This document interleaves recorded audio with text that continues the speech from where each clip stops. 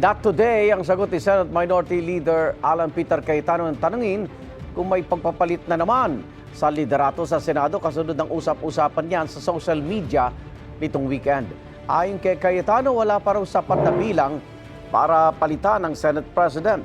Sabi rin ni Senador Erwin Tulfo at Senador Amy Marcos, wala silang naririnig tungkol sa palitan ng liderato sa Senado. Tinawag naman continuing crime ni Senate President Pro Tempore Ping Lacson ang mga umano'y banta sa Senate presidency. Si Senate President Tito Sotto wala rin daw naririnig na hindi nasisiyahan sa kanyang pamumuno.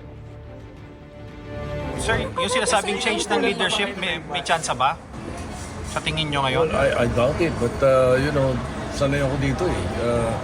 I serve with the pleasure of my colleagues. Rumors until it's there, diba? There's always discussion.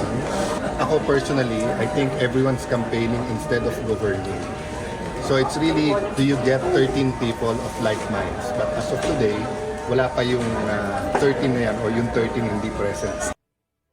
Igan, mauna ka sa mga balita, mag-subscribe na sa GMA Integrated News sa YouTube para sa iba't ibang ulat sa ating bansa.